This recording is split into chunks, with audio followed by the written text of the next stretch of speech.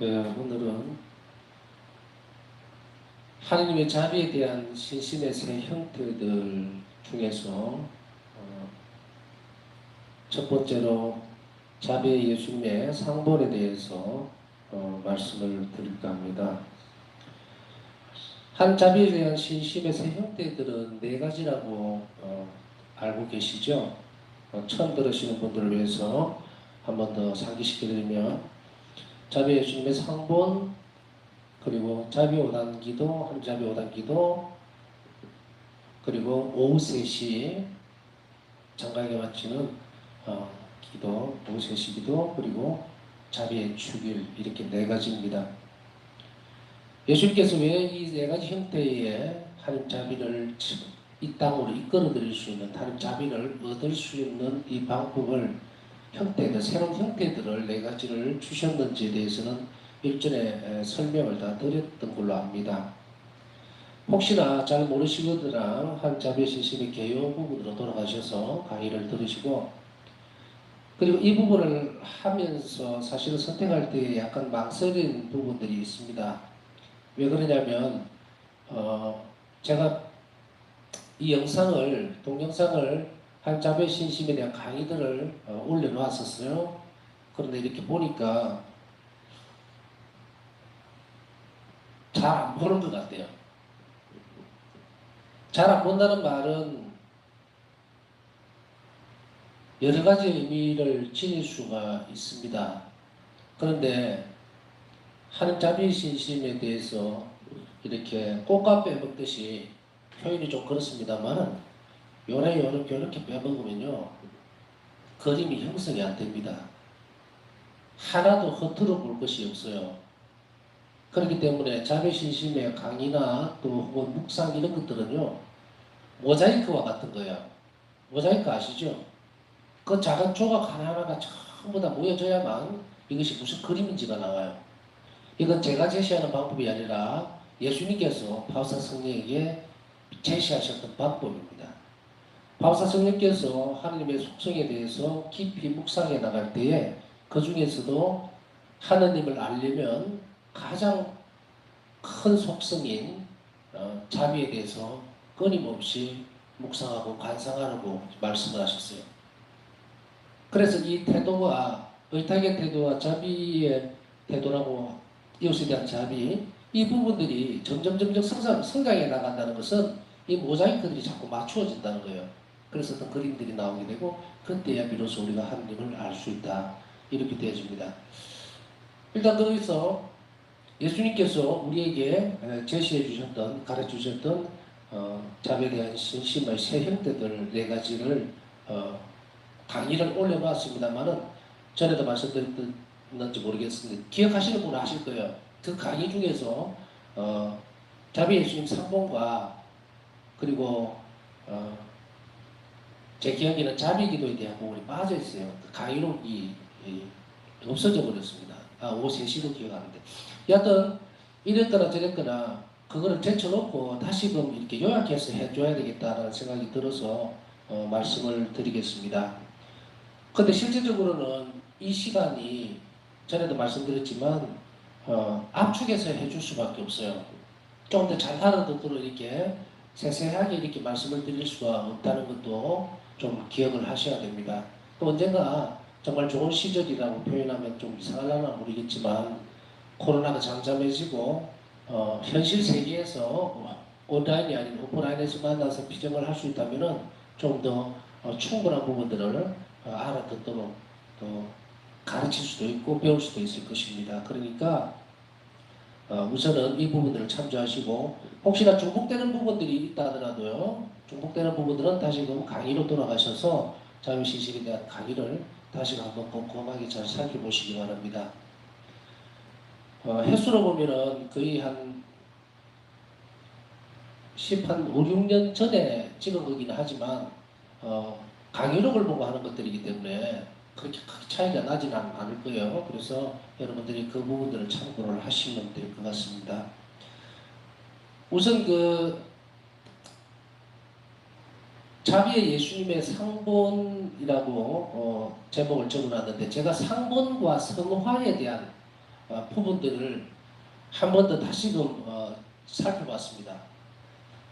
자비 예수님을 성화라고 부르는 게 맞을까? 아니면 하는 자비의 성분이라고 하는 것이 맞는가 했을 때는 결과적으로 뭐 사전도 찾아보고 다 해보니까 상본이라는 말이 맞습니다. 성화라고 했을 때는 그냥 거룩한 그림이죠. 거룩한 그림이지만 상본이라고 했을 때는 형상입니다.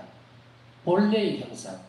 그래서 상본인데 이 상본이라는 말이 어디서 한자가 어디서 나왔느냐를 보니까 중국에 선교사들이 파견되어졌을 때에 하느님과 관련된 거룩한 그림들 이렇게 표현했어요.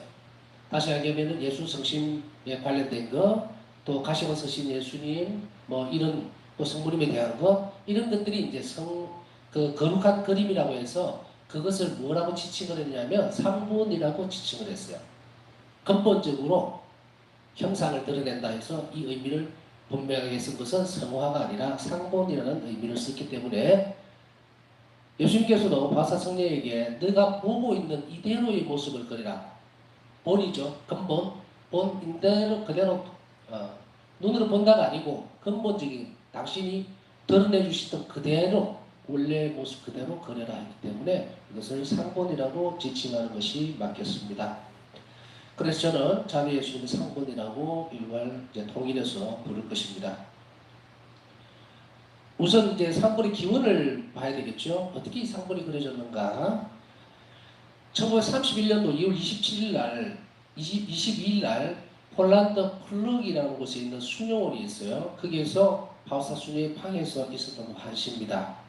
저는 이게 플럭 수녀원을 가봤는데 지금 예수님께서 발현하셔서 나타나셔서 바우사 성녀에게 상본을 그려라, 내 모습을 그대로 그려라고 했던 이 말씀을 했던 그 수녀님의 방을 지금 큰 대성전이 지어지고 있어요. 그 자리에는 아마 제대가 들어설 거예요. 예수님께서 딱 나타나셨던 그 자리, 그게는 제대가 된다고 그때 들었던 것으로 기억을 합니다. 여하튼 그 방이 성당이 되고 대성전이 이렇게 지어지고 있습니다. 2년 전에 갔을 때 그랬는데 지금 상당히 많이 진척이 되었으리라고 생각합니다. 여하튼 그곳에서 예수님께서는 일기 47번에 보면 이렇게 적고 있습니다. 저녁에 내 방에 있을 때 나는 흰옷을 입으신 주 예수님을 보았다. 점점점 하고 잠시 후 예수님께서 나에게 말씀하셨다. 네가 지금 본 대로 상을 그려라. 형상을 그리라는 이야기죠. 그래서 상본을 그려라. 그리고 예수님 아주 중요한 단어입니다. 예수님 저는 당신께 의탁합니다라는 말을 적어 넣어라. 아까 말씀드린 찾아보니까 성화는 그냥 거룩한 그림이라는 의미만 있어요. 근데 상본 이렇게 하니까 뭐냐면 거룩한 그림 밑에다가 문구를 적는 것, 적어놓은 것, 그것을 상본이라고 해놨더라고요. 그래서 맞습니다. 그것이 이제 상본이라는 작은 카드 크기로 만들어 놔서 중국에서는 전파가 됐는데 왜 그러냐니까 중국 사람들이 부적이나 이런 걸 좋아하거든요. 그러다 보니까 이것도 부적하고 혼동을 할까 싶어서 작은 카드 크기의 모양으로 보급을 한 거예요. 이런 책갈피로 쓴다든지 그렇게 하도록만 허락을 해준 것 같습니다. 역사적으로. 그래서 이 상본을 그리는 대로 하는데 나는 이 상본이 먼저 네가 이제 성당에서 그리고 전 세계를 통해 공경받기를 원한다. 이 상본은 단순한 그림 의미가 아니고 예수님 저는 당신께 의탁합니다는 이 의탁의 제서로 이 성화 상본 이 상본 앞에 있을 때에 예수님께서는 이 상본을 그릇으로 주신 거예요. 당신께서 이 상본을 통해 주시겠다는 거예요. 그렇기 때문에 이런 의미를 잘 알아들어야 됩니다. 기원은 일단 있었습니다. 그러면 이제 상본의 역사를 한번 봐야 되겠죠. 상본이 지금 이런 상본도 있고 저런 상본도 있는 것 같은데 도대체가 어떻게 보면 여러분들 한번 보셨는지 모르겠지만 초창기에 그려졌던 상본은 예수님이 파마를 좀 하시고 하여간에 조금 무직한 모습으로 그려진 상본이 있습니다.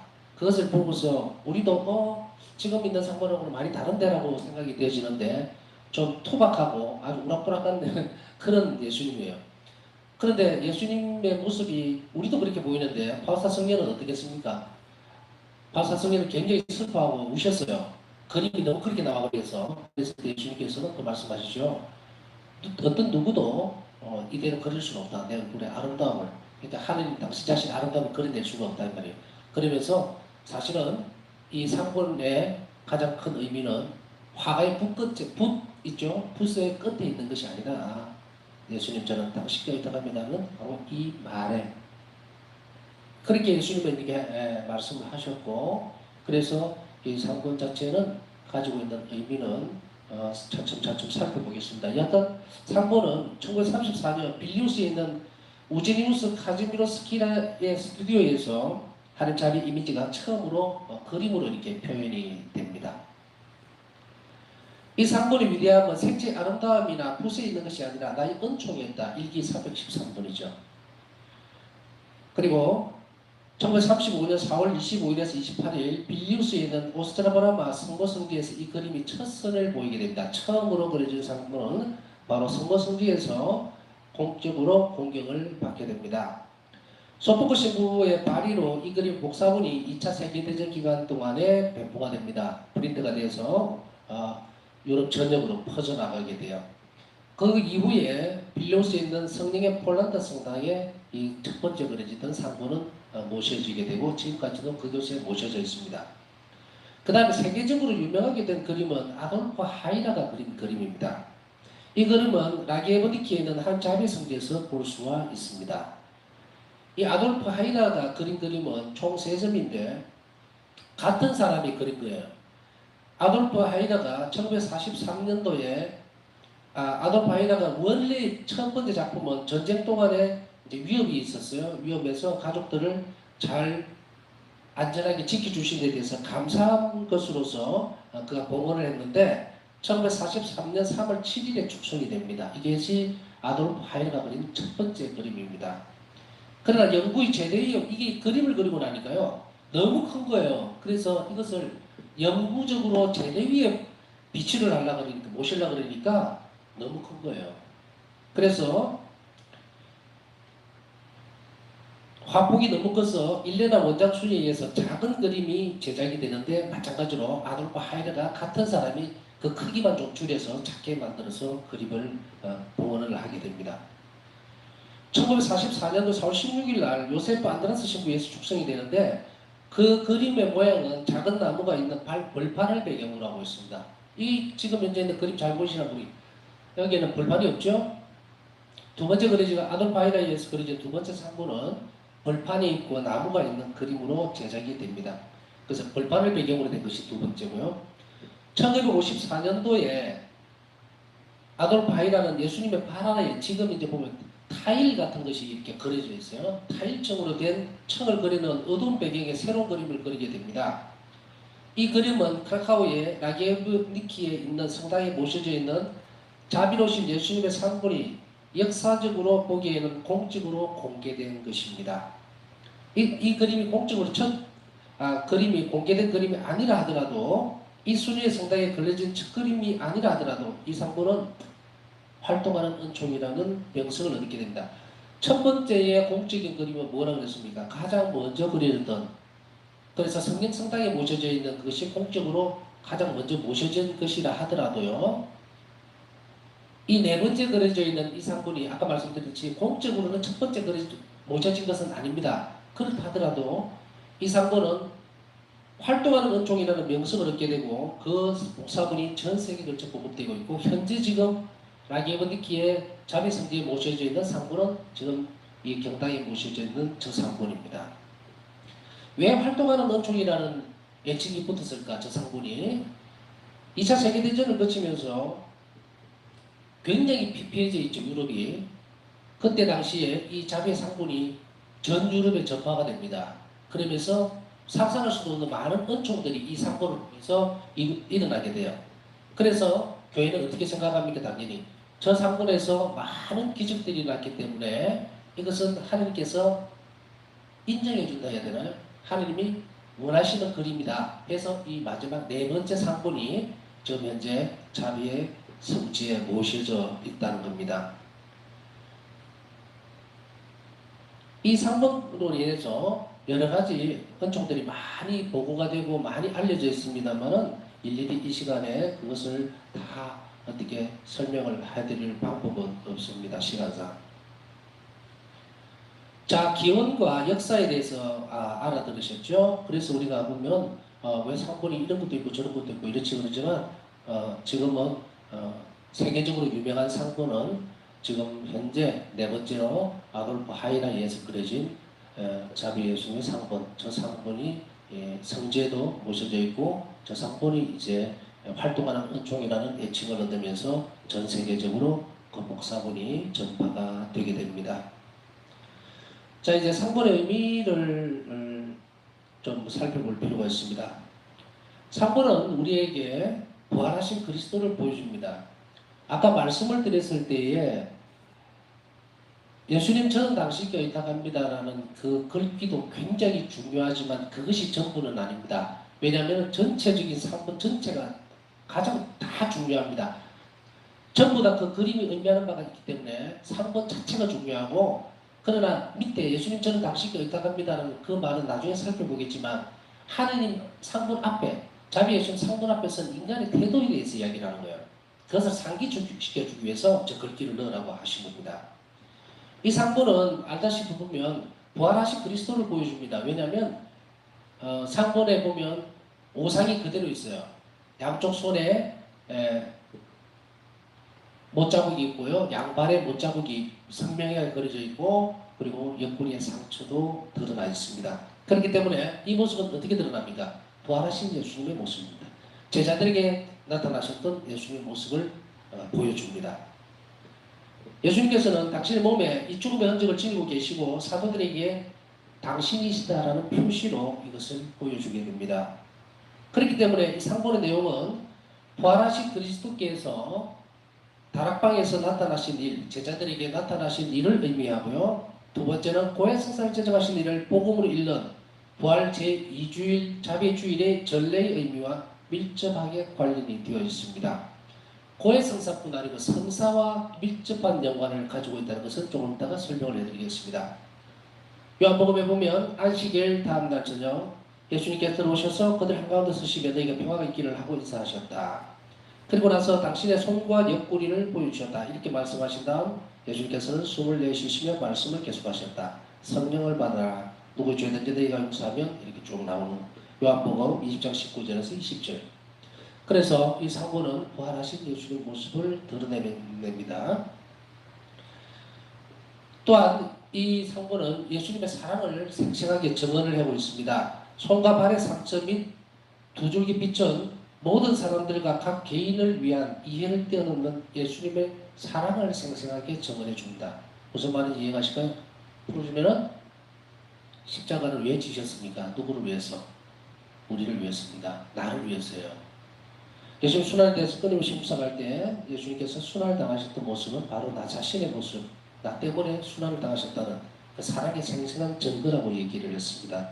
그렇기 때문에 저 두 줄기 빛과 그리고 손과 발의 상처, 옆구리 이 부분들은 전부 다 예수님 오사는 나를 위한 예수님의 사랑을 증언해 주고 있습니다. 그래서 상고를 볼 때마다 우리는 예수님의 사랑을 떠올리게 됩니다. 손과 발의 상처는 우선 성금요일의 구원 사건을 상기시킵니다. 토마스 아퀴나스 성인은 피와 물의 상징을 세례성사, 성체성사 그리고 그 밖의 성사들과 결합을 시키고 있습니다. 물과 피는 바로 성체성사, 세례성사 그리고 그 밖의 다른 성사들과 연결을 짓고 있습니다.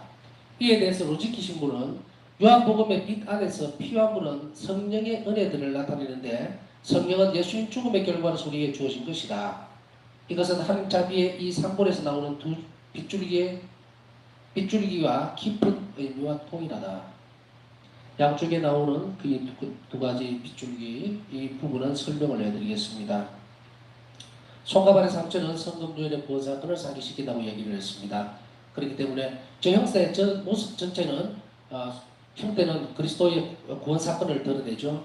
제자들에게 나타나셨던 그 모습 그대로고요. 그리고 상처들과 두 줄기 빛은 바로 우리에 대한 하나님의 자비에 대해서 설명을 해주고 있습니다. 순환을 상기시키죠.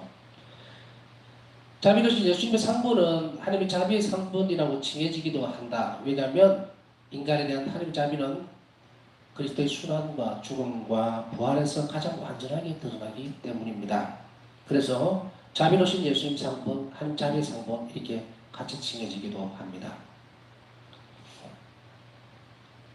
이제 두 줄기 빗줄기를 보면 왼쪽에서 오른쪽 이렇게 오른쪽 왼쪽 빛이 갈라지죠. 오른쪽에 붉은빛 왼쪽에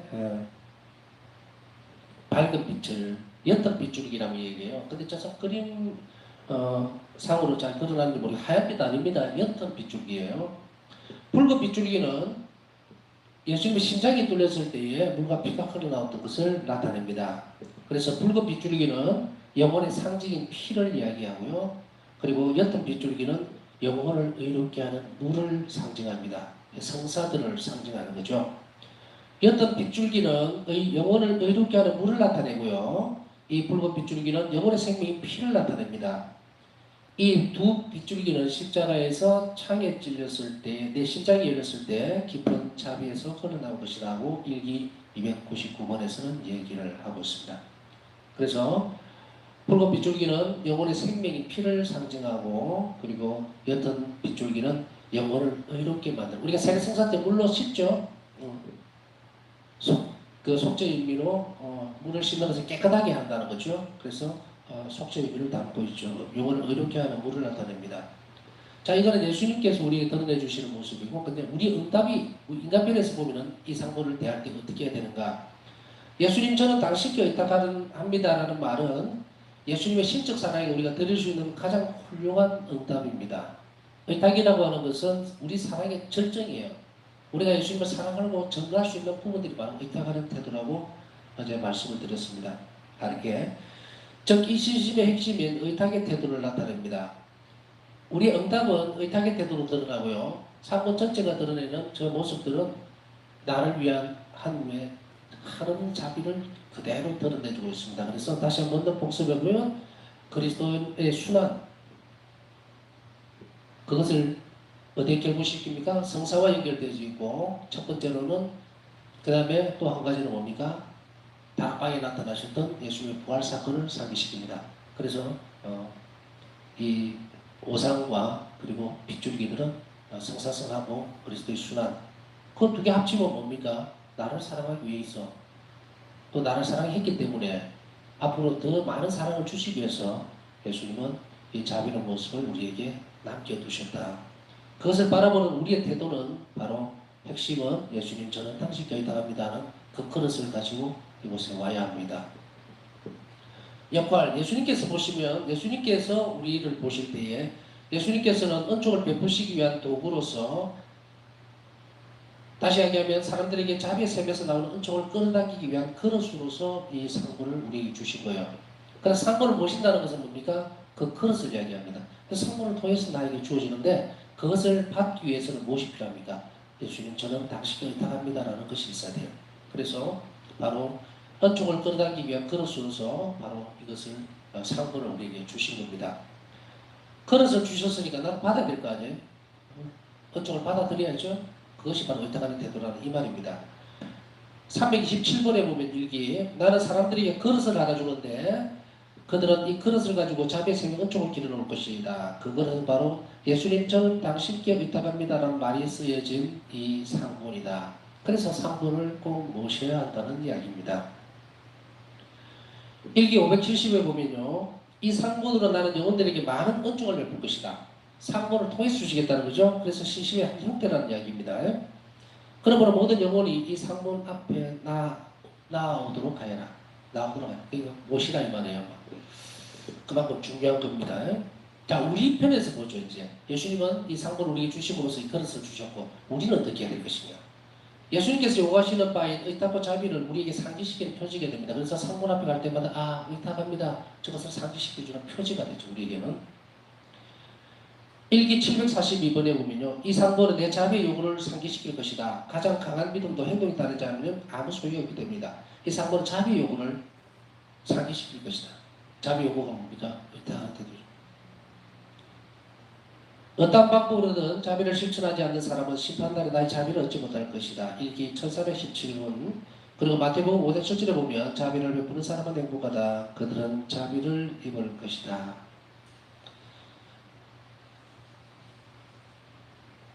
예수님 자비의 상본의 의미 그리고 왜 이것이 꼭 필요한지 아셨겠죠? 그런데 한 가지 조금 제가 한 것은요, 상식적으로 아주 조그마한 상본을 모시는 상본이 아니에요. 그것은 책갈피에 자주 넣고 이렇게 하기 때문에요. 상식적으로 말씀을 드리면 작은 상본이 있어요. 그것은 축성을 안 받으셔도 됩니다. 명함 크기 정도. 그런데 이제 카드 크기 있죠? 카드, 우리가 엽서 같은 그 카드 크기 그 이상으로는 반드시 축성을 받아야 합니다. 모셔지는 것이기 때문에 축성을 반드시 받으셔야 되고, 아주 작은 명함 크기라든지 작은 크기는 왜냐면 훼손이 될 수가 있어요. 그렇기 때문에 그렇게 하시고, 제발 좀 상품 모실 때에 아무리 돈이 없더라도 그 뒤에다가 스카치 테이프 붙여갖고 벽에 탁 붙여놓지 마십시오. 그거 모시는 거 아니에요. 모시는 거 아닙니다. 제발 정성을 다 해서 가장 깨끗한 장소에 그릇이라 그랬잖아요. 그릇. 신심이 형태입니다. 그냥 사진 갖다 붙이듯이 덕 갖다 붙였으면 절대로 안 됩니다. 그런 식으로 표현하는 사람은 그 신심이 없다고 하도 무방합니다. 가족 사진도 그렇게 대접을 안 하는데, 어떤 집에 제가 뭐 만들어내서 그런 게 아니고, 저는 말을 표현을 잘 안 합니다만은, 어떤 집에 갔을 때는 그런 식으로 스카치 테이프를 너덜너덜하게 붙여놓는 거 보면 참 마음이 아픕니다. 그런 것도 어떻게, 여하튼 잘 하는 최선을 다해서 잘 모시고, 그리고 저 상부도 마찬가지입니다. 부족 아닙니다. 의탁하는 정신없이는 하는 자비를 입을 수 없어요. 그 은총을 끌어당기지 못합니다. 그러니 무시라는 표현을 썼습니다. 교회법적으로도 성화에 대한 부분들, 상본에 대한 부분들은 공경의 예로서 모시도록 분명하게 법적으로 되어 있습니다. 꼭 법적인 것을 안 들이댄다 하더라도 우리는 성화상에 대한 또 상본에 대한 공경심에 대해서 한 번 더 강조를 합니다. 특히 자비 예수님의 상본은 흠숭의 대상입니다. 그러니 얼마나 잘 모시고 간직해야 하는지 여러분들이 한 번 더 생각을 했으면 좋겠습니다. 자, 끝으로 상본 공경에 대한 약속이 있습니다. 이 상본을 공경하고 늘 이 상본 앞에서 자주자주 기도하고, 그리고 하나님 자비를 전하고 의탁의 대도를 키워나가는 사람들에게 주어지는 은총인데요. 첫째는 영원한 구원의 약속입니다. 1개 48번에 보면 나는 이 상본을 공경하는 영혼들이 멸망하지 않을 것을 약속한다. 멸망하지 않을 것을 약속한다. 공경하는 영혼입니다. 두 번째는 구원의 적들을 누르고 완등을 향한 여정에서의 높은 단계. 이 말은 무슨 말이냐면 완등을 향해서 나아가려고 하는 사람들에게 이 자비의 상본의 높은 단계의 특성에 이룰 수 있는 은총을 주시겠다는 거예요. 그리고 1개 48번에 이미 이 땅에서 특히 임종의 시간에 원수를 누르고 승리할 것 또한 약속한다. 이 말은 뭡니까? 원수가 누굽니까? 마귀잖아요. 우리 죽음의 순간에 예수님 따라가려는데 마귀를 얼마나 괴롭히고 방해하는지 모릅니다. 그들을 누르겠다 이거죠. 그 다음에 세 번째로는요, 구원에 필요한 모든 은총을 주시겠다고 약속을 하셨습니다. 우리가 구원에 대한 필요한 은총들을 다 주시겠다. 네 번째로 행복한 임종의 약속. 1기 48번에 나와 있죠. 한 번 더 강조합니다. 특별히 임종의 시간에 내가 친히 그들을 내 영광으로서 지킬 것이다. 원수를 누리고 승리할 것이다. 그래서 내가 친히 지킬 것이고, 이 말은 뭡니까? 천국으로 데려가시겠다는 약속이겠죠. 다섯 번째로 의탁의 정신으로 자비의 상본을 공경하는 사람들이 청할 현세적인 유익도 약속을 하셨어요. 현세적으로 필요한 것들 있잖아요. 우리에게 있어서 예수님 이거 해주세요, 저거 해주세요. 그 약속들도 현세적 이익도 약속을 하고 계십니다.